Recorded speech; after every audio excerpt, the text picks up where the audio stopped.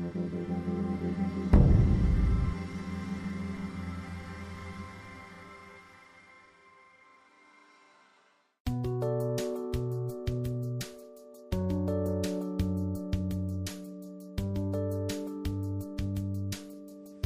lot of people are nervous about some of the advice I give them because they think, well, if we really open ourselves up to listening to customers, we're going to be attacked. I mean, we're going to have crazy people out there that say wrong things about us. Maybe they even say things that aren't true.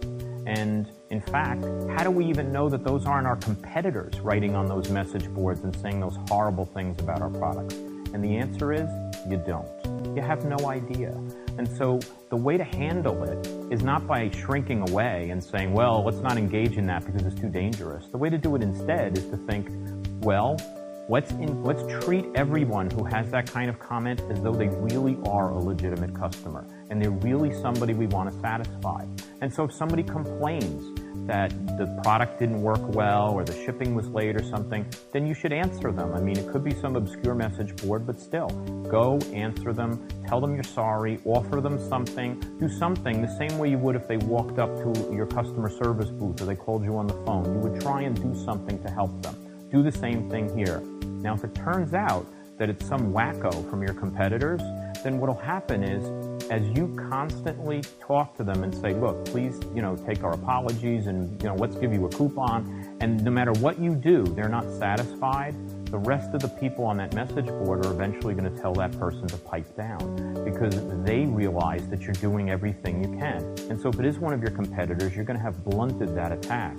Whereas if you don't answer, that's going to be something that sits out there for people to Google forever, and that'll be a lasting brand image that they come away with your company for. And that's not really what you're looking for. So engage, and even though it's harder, even though it's uncomfortable, in the long run, it's going to give you the kind of brand image that you're looking for.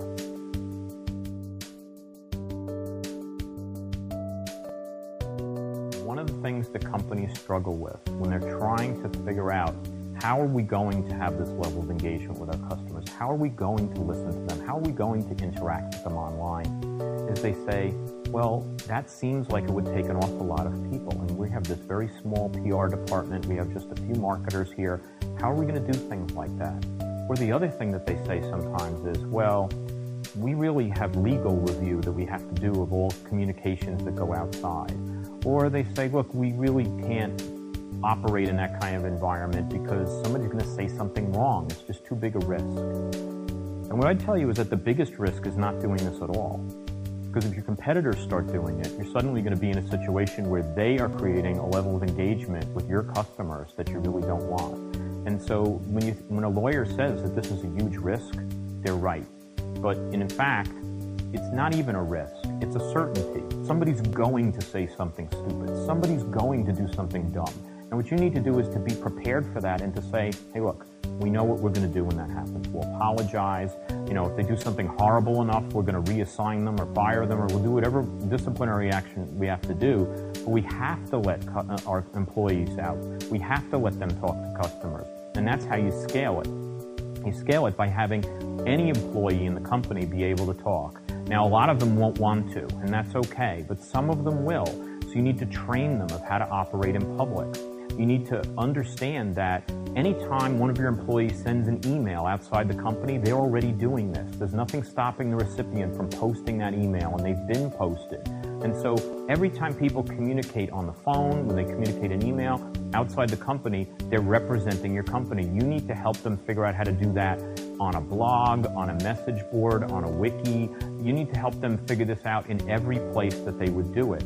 Because everybody worries that they're going to do something terrible, but you already worry about things like that. You worry about an employee sexually harassing someone. You worry about an employee giving away a trade secret. You worry about an employee taking a political position that's unpopular and seeming like they're representing the company. These are things you worry about anyway. There's no difference to the worry that would happen from any of them doing those things online. There isn't a good place for them to do that. And so stopping them from interacting online is only about you being afraid of this new media. It's not really a realistic upset that you should have. What you really should be doing is thinking about how you train your employees to operate in public anywhere. And online is probably going to be the place they're in public the most.